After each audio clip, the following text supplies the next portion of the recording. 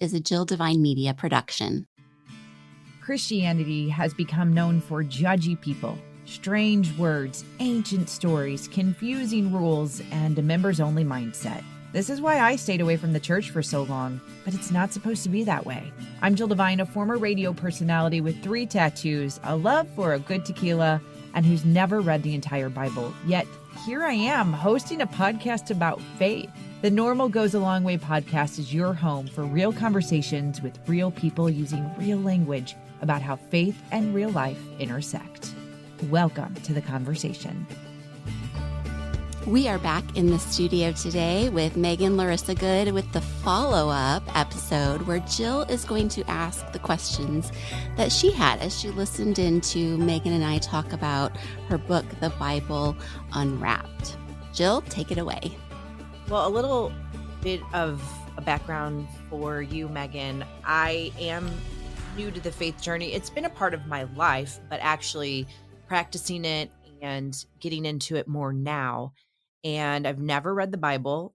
I am reading it now. So the conversation that you and Laura had really, really, really spoke to me. So there are a bunch of things that I want to get into and bring up, and I feel like I'm going to go in all kinds of different orders. So No problem. hopefully it makes sense. One of the things that you did end on with the conversation with Laura was the violence aspect. And I'm also going to back up and say how you were also talking about how some people don't like to write in their Bible, but some people do. The Bible that I have, I do write in, and there have been plenty of passages where I will circle them and say, how could God do this? How could he let this happen? Like just these brutal, violent stories or narratives. And Yeah, that has been a hard one for me. totally understandable. So I appreciate the advice that you gave, and not just on that, but also in the way that we view the Bible, to look at it through the lens of Jesus. Mm. That spoke to me a lot as well. I think probably one of the things that I wrestle with is in life, as I get older, I see that there's a lot of gray. I really do. Like I feel like I have come so far from being the person that sees black and white to seeing gray. However, with my type of personality, I am the type A personality. I things need to be in order and organized, and I could see where people like me can dive into the Bible, and I have done this a few times, where we do look at the text as rules, or we do look at the text and say that this is exactly the way it should be, and we're not like going to other people to interpret that. Yeah. So that's something that I also am still struggling with. And I wrote down, how do we talk to people that do see this text as just rules, not a narrative, not poems? Yeah. Yeah. Well, I think we can begin by it's really easy. I feel like most of us live on a pendulum, right? We react to one excess by swinging to the opposite excess. So just beginning in relationship to those people by understanding the worst thing isn't in the world is not obeying the thing you think God said. um, that's not a bad place to begin. And in fact, there's kind of a developmental stage that most of us go through as Christians where we do begin, like things look a little bit clearer. We're not comfortable with ambiguity yet. And certainly that's a part of my own story. And there's something good about that stage of where we take what looks to be very clear to us, and we just as passionately and determinedly as we can, we try to follow what Jesus said. But there also will probably come moments for many of us when we start to realize there are situations in life that begin to look more complex, that different principles enter into in Scripture, and it's no longer exactly clear to us which rule applies. Maybe it feels like multiple ones do, and they're pulling us in different directions. And so I think it's very difficult to force other people into that moment of kind of crisis where we realize the world is more complicated. I think it's more important if we're talking right now about somebody else that you're concerned about how they read. It's more important as a person who begins to recognize complexity and ambiguity, that within that you continue to seek to live faithfully, um, even within that greater complexity, and that you are showing people there is a path forward of faithfulness, so that they have someone to talk to look to, and a sense of possibilities open when something arises in life that doesn't fit the neat boxes they already had. So I find I've not been very successful in forcing people into that moment, but I have seen major change happen when life itself kind of takes a turn or presents a question to say there's a different way of thinking about this. On that, when we talk about getting stuck on certain passages and what they mean, and you had said, don't get stuck on those, but focus on what Jesus is saying. Yes. And I, I don't Yeah. know, maybe could you talk about that a little bit more so that maybe there's something that I read and I am stuck Yeah. on. I'm trying to now take what you said, but I need to apply that. Sure. This is not my analogy, but I find it very helpful. I've heard someone say that interpreting the Bible is kind of like doing a crossword puzzle. Like, nobody does crosswords exactly in order. You go in and you kind of fill in the easy answers first. And when you find something that's just completely baffling to you that you don't know what to do with, you leave that aside, and you hope that once you've filled in the other pieces, it becomes clearer. You have more clues about what's in the one you didn't get. And I think no matter what stage you are, I've been studying the Bible personally and professionally for decades, and there are still things that puzzle me more than others. But you work your way backwards over time by starting with the clearer and working toward the more puzzling. So that's one piece of it. Is that's why we don't want to get stuck and like stop the crossword just because we hit one that we don't know the answer to. But practically, another thing that I find very helpful is in terms of like what order I read the Bible in, I like to alternate between Gospels and other Bible texts. So I might read Matthew and then Genesis, and Mark and then Exodus, and Luke and then Leviticus, and kind of go back and forth between the teachings of Jesus and anything else I'm reading. And the reason for that is it helps me anchor my questions, anchor the things I don't understand, anchor how I'm reading the rest of the Bible in Jesus's revelation of who God is. So when those questions come up for me in different stories and I'm like, I do not know what to do with this, I have fresh in my mind like what Jesus has said and done to reveal God and to reveal God's desires, to kind of bring to that and compare to any conclusions I'm going to draw. The thing that I wrote down too about the different interpretations.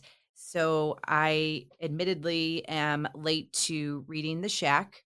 I am almost done. I was so close last night, but my eyes just had to give way. And I was talking to my boss about it because I was saying that in this particular moment of where um, I am doing some really cool stuff at work, but it's the first time I'm doing it. And I am normally a stressor. I still am a stressor, but reading this book has really taught me to just be like, give it to God. You've got to trust God more. You've got to talk to God. You have to just keep talking to God. And he Yeah. laughed and he said, you know, what's funny is that when what I got out of that book is to not treat God so seriously, meaning like spoiler alert if you haven't read it, but like in the book, it's a large black woman, like that you don't have to treat God so seriously. And it really has been striking to me about these interpretations that people have, not just with the Bible, but just in life, like how it can be so different the way that you read something versus the way I read something. And that could be good and bad. Yeah, yeah. Well, and I when I was taking preaching in seminary, I had a professor who used to say, when you preach the Bible, it's sort of like you take a passage as like a diamond and you hold it up to the light, and there are rays of light of different colors that refract in different directions, right? And sometimes I think we treat these differences interpretation as if everything is a high stakes battle with one right answer. But the beauty of narrative and poetry in particular is, commands might have one clear meaning, but narrative and poetry often have many things they open up. So rather than putting on all the pressure as if like there's only one proper ray of light, like you might consider as you come in that there's a possibility that when you're holding this story up to the light and light is flying off in multiple directions, and that there might be many ways the story could be embraced. And that is part of the richness of narrative and poetry. And that's why genre is important, because not everything is just about there's one answer. I am so glad you said that. Like, I feel this weight being lifted off of my shoulder, like just hearing you and Laura talk and then us talking now, because so many times you hear that this is the way it should be read, this is the way it's interpreted, this is the way things are. And that's just very difficult, especially someone new into their faith journey. But I think even someone like you or Laura or other guests that we've had on this podcast, to hear you say that, just, I don't know. Again, it takes a little bit of that weight off of my shoulders. And I wanted to say that just having that idea of when you're reading and you circle words or you stop, something you said, and I don't think I wrote it down right, and I need you to finish the actual statement. But like, the point to reading the Bible isn't about like the volume, it's about dot dot dot, and that's where I stopped. Do you know what I'm talking about? Yes, I mean, I think I said it was some version of transformation. The point is to be Yes. changed. Yes. That a again, you and Laura talked about how people will try to cram it all in because that's what they're supposed to do. And there's a time that I thought that too. Like, if I'm not reading my Bible every single day, then I'm not a good Christian. And I've stopped putting that pressure on myself. And that goes back to something that I'm glad you marked on, and that is about how you read the Bible. And so I remember when I was talking to some women about choosing the Bible, like, which Bible do I get? How do I know? And they said, I want you to go to the store and I want you to just look through all the Bibles, and I want you to start picking out Bibles that speak to you. And then there's going to be one that you open, and it's just going to be the one for you. And I that landed on a women's devotional Bible for me, which was Yeah, confusing for me because and the same thing happened to my husband, because he thought that this men's devotional Bible he bought wasn't really the Bible because there's other stuff in it. And I said, no, yeah, no, it is the Bible, but there's this added layer to help us learn and grow. And so then when I got the Bible, I asked these women, I said, well, how do I start? I'm type A personality. Do I start front to back? Do I just pick? And they, in my particular Bible, they have a reading plan, and they said, do that. Start with that. There might be some confusing situations where you're reading something that's completely out of order from something you read the day before, but that's where you should start. And that's what I'm doing. And I appreciate that you said, really, just here's how you would suggest it for someone to read the Bible, but there's no right way. There's no wrong way either. yeah. The first time I read the Bible through myself, I wrote out all the books of the Bible and I cut them into little pieces of paper and I put them in a bowl, and I would just pray and draw one out. And it was a really exciting way for me to read because I felt like I'm letting God lead what order I'm reading these in. And I've That's done it a few awesome. times through the years. That is awesome. I love that. I don't have a whole lot left, but I wanted to touch on reading the Bible with others. I think that is so, so important. And it's become kind of a common joke in this podcast. I've brought it up several times, but again, those same group of women that I will go to and talk to, I kept getting hung up on the Samaritan woman. And I kept getting hung up that Jesus said, give me a drink. Like, there was no kindness there. There was no, like, please give me a drink. And I have brought it up to multiple people, and it's one of the things that, I'm learning is, okay, we don't know exactly the context of how that conversation went. We don't know exactly what was going on. We do know that it was unlikely that any man, or am I getting that right? That any man wouldn't talk to a Samaritan woman.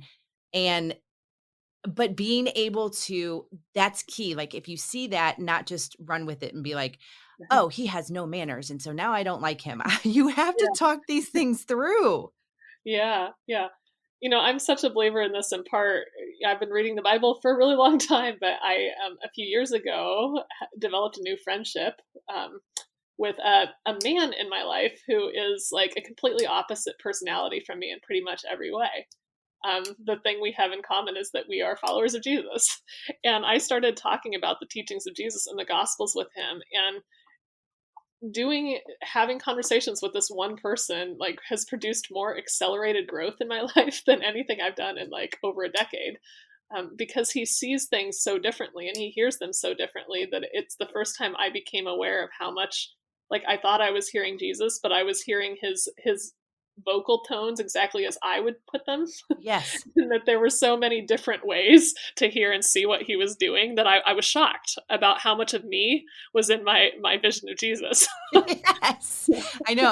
And Laura's right. When I come to her with all kinds of questions and I'm writing things down, and sometimes this was something I wanted to say to someone listening, that you can hear something over and over and over and over and over again from multiple people in your life, but sometimes it's just that one person, that one way that they say it, it just clicks and then you get it. So Yeah. yeah, you have to share. You have to share this with others. Well, and by the way, what you just said, I think, is a case too for there can be real power in listening to the Bible in audio forms rather than reading. Oh, Um, really? because you put your own inflections on what you read. And I like, one of my favorite things in the world is listening to other people read the Bible, because sometimes I don't even hear the sermon because the person who read the scripture before the sermon inflected it so differently that I heard the story completely differently. And I, like, my mind is so blown by the scripture, I miss everything else. So I think even that simple practice of, as a couple people, like, read it out loud as you hear it and hear how differently the same words can sound. Yes. I forget the app, but I'll find it and put it in the show notes. There's an app where it's all audio of people reading scripture, and you can choose male voice, female voice, different accents. So you can literally listen to the same passage read by 10 different people. And that, like you mentioned, Megan, that could be a really cool addition to studying scriptures, to read it and then listen to a few people read it. Yeah. I like that idea. That is a really cool idea. And I know I said this earlier, but the idea of looking at this through the lens of Jesus is going to be on my mind now as I read the Bible. I am also going to make sure if there are certain words that stand out to me, whether I question them or not. And I say that meaning, like, sometimes people think that they can't question the Bible, that you can circle them, you can write on them, you write on the Bible, or write somewhere else. Those are the two things that I am actively going to start doing as I read the Bible. But I wanted to wrap up by saying something that I feel is I don't even know if these are the right words. Like, this is what's driving me. And I really felt it through you. And that is the first and second commandments. I am really in this place of loving one another and being there for one another. And that's sort of my focus right now. And when you said it, it just kind of perked my ears a little and helped me feel a little bit, I don't know if safe, maybe valid. I'm not really sure, but it hit me. Well, and I think it's worth saying, when I brought that up before, I kind of highlighted that in the context of how Jesus read the Old Testament. But if you look at the New Testament letters too, all that the New Testament letters are is essentially like Paul and other leaders in the early church applying those two basic commands to a variety of new situations. Right? So after Jesus is not around anymore, all these situations in life keep coming up. Like in the church in Corinth, they have a problem with they have a meal during church, but the rich people have a ton to eat, and the working class people are coming after work with nothing to eat. And Jesus never talked about that situation. So the question they ask is like, what do these two central commands have to say about how we deal with this situation? That's 1 Corinthians 11. So essentially that's what the New Testament is. It's just a playing out of case studies over and over of how those two commands go. I love that. And I feel like that's kind of I don't know if that would be like a mantra for me, or I don't know, a practice of life, because that's really been what I've been focused on. So you've hit me with your knowledge and your words, like it's making sense and I'm understanding, and I am so thankful for your time and for you just spending this time with Laura and myself and providing your knowledge. Well, thanks for inviting me into conversation.